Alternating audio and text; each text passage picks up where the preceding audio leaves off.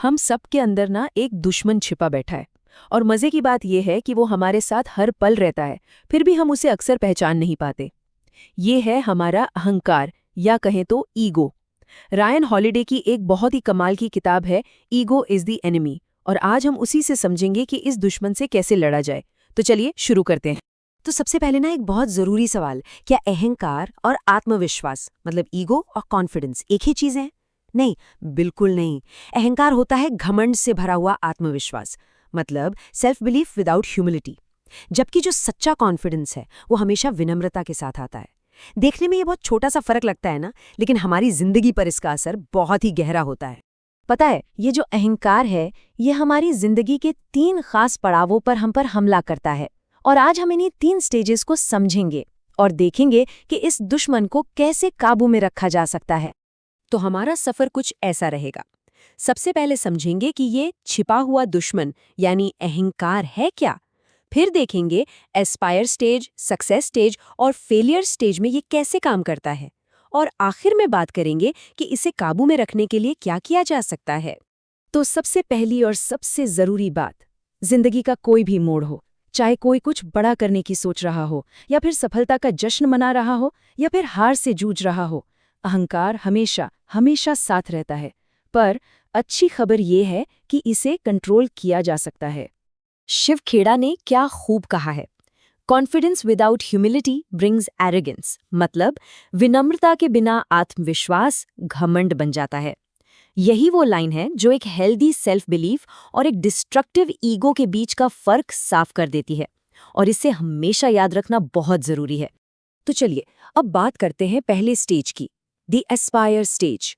ये वो दौर है जब हमारे अंदर कुछ बड़ा करने की एम्बिशन होती है, एक जुनून होता है। हम उत्साह और थोड़ी घबराहट से भरे होते हैं। और जानते हैं, ठीक यहीं पर अहंकार हमारी पहली और सबसे बड़ी रुकावट बनकर खड़ा हो जाता है। इस स्टेज में अहंकार एक बहुत चालाक जाल बिछाता है, और वो जाल है काम करने के बजाय सिर्फ बातें करने का। क्यों? सोचिए जरा। क्योंकि बड़ी बड़ी बातें करने से, अपने प्लान्स बताने से तुरंत अटेंशन मिलता है, वाहवाही मिलती है, जबकि चुपचाप की गई असली मेहनत को कोई नहीं देखता। हमारा ईगो हमें यकीन दिलाता है कि सारी दुनिया की नज़र हम पर ही है। एक मज़ेदार किस्सा है, एक टीनेजर ने सिर्फ इसलिए 1 हफ्ते तक स्कूल जाना छोड़ दिया क्योंकि उसकी पैंट पर जूस गिर गया था। उसे लगा कि सब उसी के बारे में सोच रहे होंगे, उसका मजाक उड़ा रहे होंगे। लेकिन सच क्या था? सच तो ये था कि किसी को याद तक नहीं था। अहंकार हमें बस ऐसे ही बेकार की शर्म और झिझक में जकड़ लेता है। तो इसका तोड़ क्या है? इसका जवाब एक ग्रीक शब्द में छिपा है, यूथेमिया। इसका मतलब है बाहर क्या हो रहा है, कौन क्या कह रहा है, इन सब चीज़ों से डिस्ट्रैक्ट हुए बिना बस अपने रास्ते पर शांति से आगे बढ़ते रहना। ये एक ऐसी स्टेट है जो अहंकार के सारे शोर को शांत कर देती है। तो इस एस्पायर स्टेज में ईगो को काबू करने के लिए 2 सिंपल से स्टेप्स हैं। स्टेप 1, हमेशा एक स्टूडेंट बने रहिए, सीखते रहिए। और स्टेप 2, बातों पर नहीं काम पर फोकस कीजिए, अपने साइलेंट एफर्ट पर, अपने प्रैक्टिस पर। अच्छा, एस्पायर स्टेज तो हो गया। अब आता है दूसरा पड़ाव, सफलता, द सक्सेस स्टेज। और जानते हैं, जब कोई जीतता है ना, तो उसके अंदर एक नया और ज्यादा खतरनाक दुश्मन पैदा होता है, क्योंकि सफलता अहंकार को कई गुना ज्यादा ताकतवर बना देती है। चंगेज खान का एक मशहूर कोट है, if you can't swallow your pride you can't lead. मतलब अगर कोई अपना घमंड नहीं निगल सकता तो वो लीडरशिप नहीं कर सकता। ये एक लाइन हमें बताती है कि सक्सेस को बनाए रखने के लिए ह्यूमिलिटी यानी विनम्रता कितनी कितनी ज्यादा जरूरी है। देखिए, सफलता अपने साथ बहुत सारे नए डिस्ट्रैक्शंस लेकर आती है, जैसे इंटरव्यूज, अवार्ड फंक्शंस, पार्टियां, रिपोर्टर्स, लोगों से मिलने वाली तारीफें। ये सारी चीजें हमें उस असली काम से दूर ले जाती हैं जिसकी वजह से हमें सफलता मिली थी। और हमारे अहंकार को बस यही तो चाहिए। तो इससे बचें कैसे?